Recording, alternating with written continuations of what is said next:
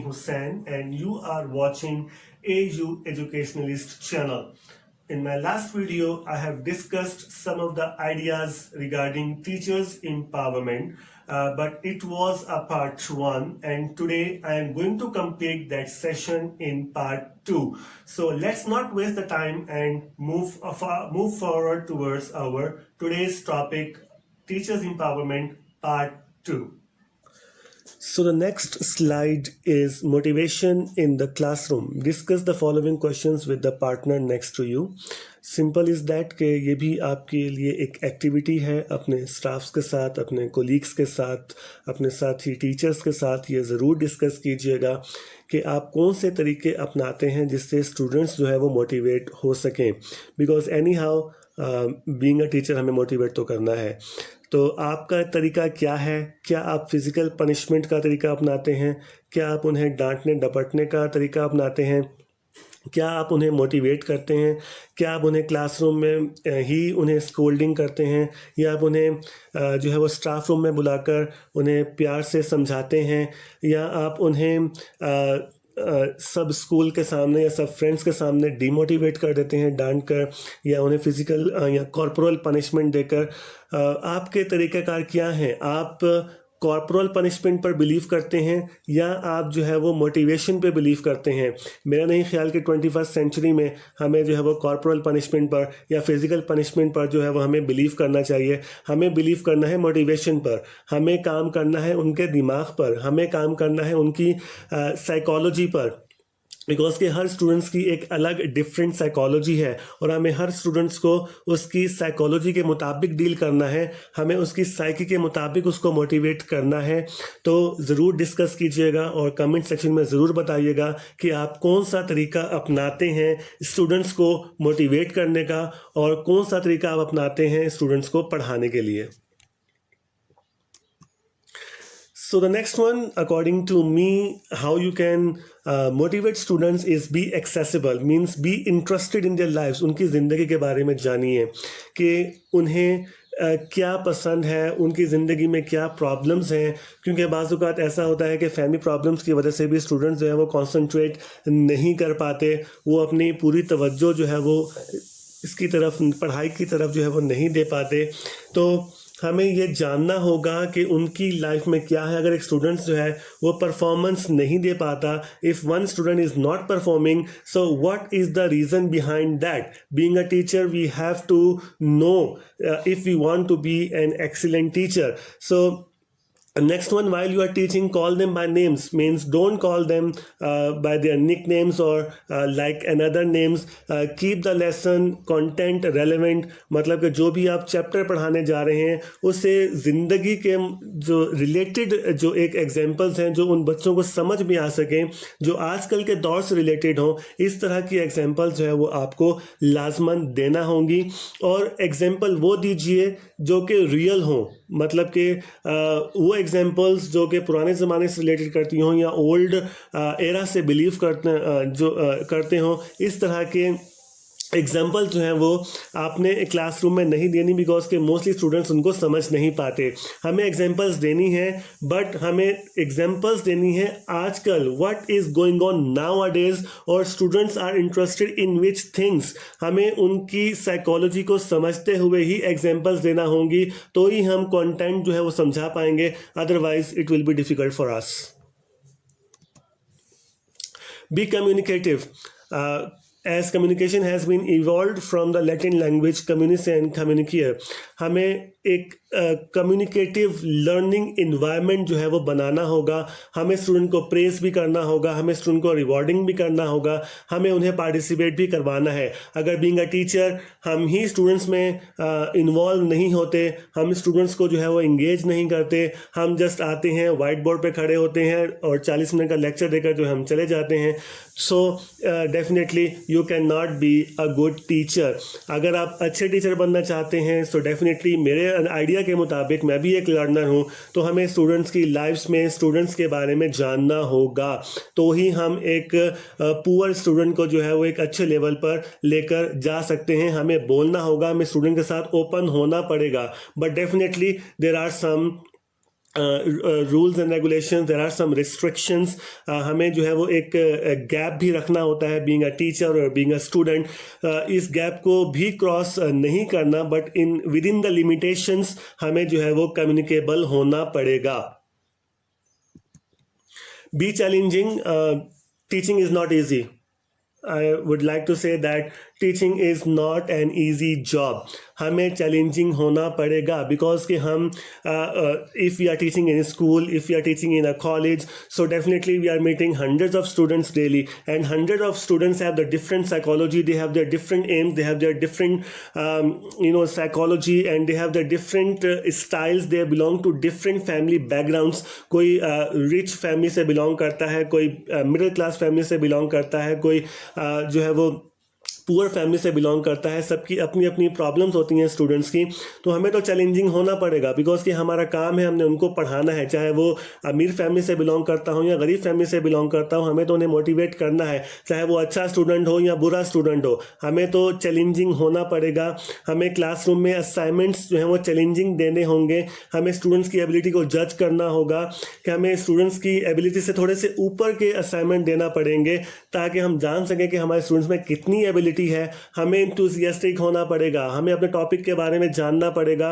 जब तक हम अपने टॉपिक के बारे में नहीं जानेंगे, जब तक हम घर पर बैठकर लेसन प्लान तैयार नहीं करेंगे, डेफिनेटली हम एक अच्छे टीचर नहीं बन सकते.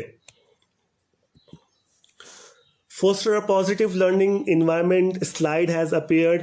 आप सिर्फ आपकी जो पर्सनैलिटी है वो ही एक ओवरऑल टोन सेट करती है क्लासरूम की. अगर मैं क्लास में इंटर होता हूँ तो अगर जाते साथ ही अगर मैं उनको एक गुस्से वाला फेस दिखाऊं, एक एंग्री फेस दिखाऊंगा, सो डेफिनेटली स्टूडेंट इंगेज नहीं हो सकते. आपकी पर्सनैलिटी क्या है? क्या आप एक टीचर की पर्सनैलिटी दिखते हैं? क्या आप में एक टीचर के गट्स हैं? ये आपको सब एक ओवरऑल टोन जो है वो सेट करना होती है. जब क्या आप अपने टीचिंग प्रोफेशन के साथ जो है वो आप में क्या एंथुजियाज्म है, क्या आप में पैशन है, क्या आप करेजियस हैं, क्या आप पॉजिटिविटी रखते हैं अपने बिहेवियर के अंदर. यस, हमें स्टूडेंट्स की बातों को भी सुनना होता है. बहुत सारे स्टूडेंट्स हमारी बात नहीं मानते, they never understand us, but हमें उनको भी तो साथ लेकर चलना ही होगा. अगर वो हमारी बातें नहीं सुनते, वो हमारी बात नहीं मानते, सो डेफिनेटली हमें उन्हीं स्टूडेंट्स को तो मोटिवेट करना है. हमें अपने बिहेवियर को ख़राब नहीं करना, हमें क्लासरूम इन्वायरमेंट को जो है वो डिस्ट्रॉय नहीं करना. हमें क्लासरूम इन्वायरमेंट के लिए एक टोन सेट करना है, एक लर्निंग इन्वायरमेंट क्रिएट करना है. जब तक लर्निंग इन्वायरमेंट क्रिएट नहीं होगा, डेफिनेटली हम जो है वो स्टूडेंट्स को अच्छे तरीके से नहीं पढ़ा सकते. So maintaining students' interest and involvement, slide has appeared. So definitely you can see that different types of students has appeared in front of your screen. So हमें इन हर तरह के स्टूडेंट्स को जो है वो इन्वॉल्व करवाना है. बीइंग अ टीचर सबसे पहले हमारा जो काम है, हमें स्टूडेंट्स को इन्वॉल्व करना पड़ेगा, हमें स्टूडेंट्स को जो है वो इंटरेस्ट दिलाना पड़ेगा. मैं फिर कहूँगा कि हमें जो एग्जाम्पल्स देना है, हमें जो लेसन्स में जो हमें कंटेंट बताना है स्टूडेंट्स को, वो हमारी डेली रूटीन्स के मुताबिक होना चाहिए. वो स्टूडेंट्स को समझ में आना चाहिए. ऐसा नहीं हो सकता कि हम जो है वो 18वीं सेंचुरी की मिसालें दें, तो जाहिर सी बात है कि वो हमारे स्टूडेंट्स को समझ में नहीं आएंगी. बिकॉज कि हमें एक कंटेंट को जो लेकर चलना होता है उसकी, ठीक है कंटेंट पुराना भी हो सकता है. हम बुक्स जो पढ़ाते हैं उसमें बाज़ चैप्टर्स जो हैं वो पुराने भी हो सकते हैं, वो 18वीं सेंचुरी से क्या मे बी के जब हम हिस्ट्री पढ़ाते हैं तो वो तो फर्स्ट सेंचुरी से भी हो सकता है. लेकिन उसकी आजकल के ज़माने में एग्जाम्पल क्या मिलती है, इसे सोचें, इसे लेकर चलेंगे तो स्टूडेंट इन्वॉल्व होंगे, स्टूडेंट जो है वो इंटरेस्ट लेंगे. So the next slide is build rapport with students. Mean students के साथ जो ग्रुप्स हैं उनके साथ आप हमदर्दी के साथ पेश आएँ, ग्रुप डिस्कशंस को कंडक्ट करें और देखेंगे स्टूडेंट्स का रिस्पॉन्स क्या है. सर्वेस कंडक्ट करें उनकी फेवरेट बुक्स के बारे में, हॉबीज़ के बारे में, स्पोर्ट्स के बारे में.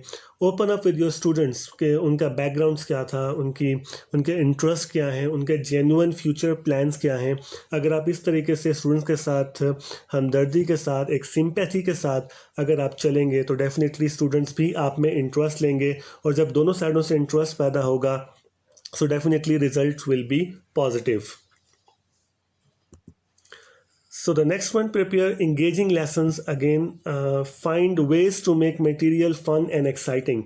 हमें जो मटेरियल जो हम बनाते हैं, जो हम कार्ड्स बनाते हैं, या हम जो भी बोर्ड पर जो भी एक टेक्निक को लेकर चलते हैं, उसे हमें एक्साइटिंग बनाना होगा और हमें स्टूडेंट्स को फैसिलिटेट करना होगा, उनके इंटरेस्ट को फैसिलिटेट करना होगा, उनके फ्यूचर गोल्स को फैसिलिटेट करना होगा.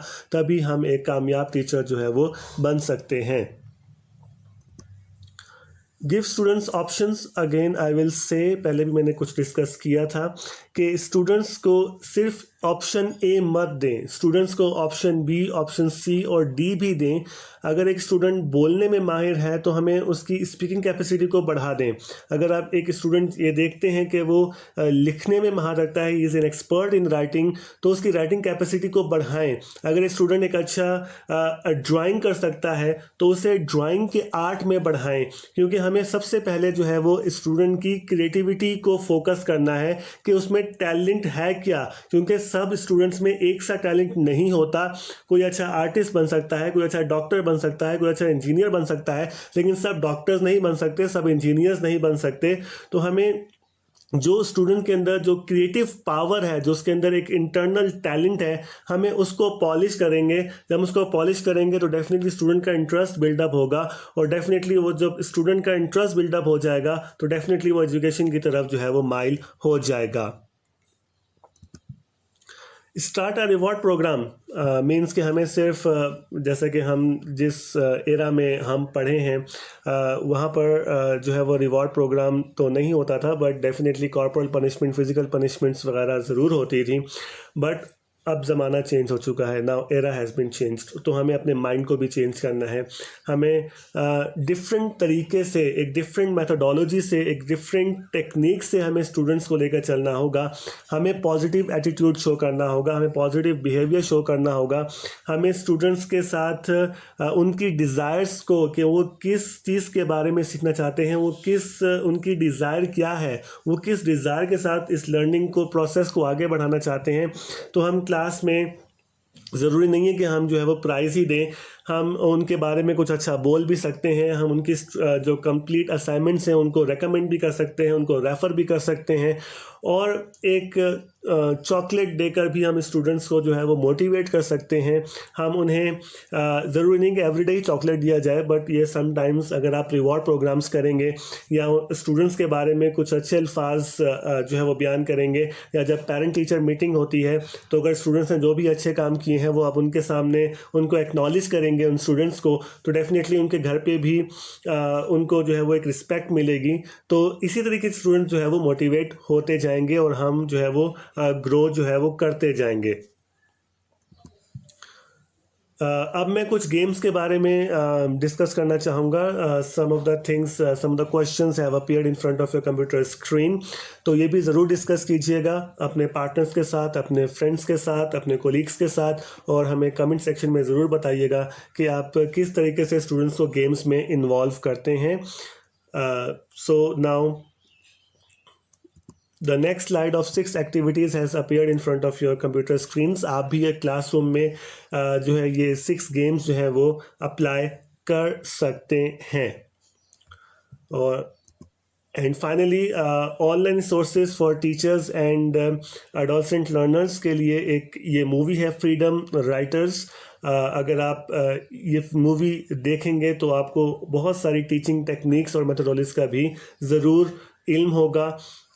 So my dear teachers and dear students, today's topic of teachers empowerment has been completed. The session has been completed. I hope that you enjoy my session, and mostly teachers will take the guidelines from here, and they will utilize these ideas in their practically in their classrooms. And I hope that mostly the teachers, those who are facing problems in motivating students, especially with the students, those who are not producing the results, I think this video is very fruitful for them. So finally, I would like to say that please subscribe my channel, like it and share it with your friends, because mostly teachers face these kind of problems nowadays. So if you will share and like my videos, so definitely the problems can be overcome, and definitely that it will be fruitful for the students as well, because they will start producing some good results. So overall it can have the big impact. So I would like to say thanks to all of my dear viewers and dear students. Thank you very much, and wait for my upcoming videos.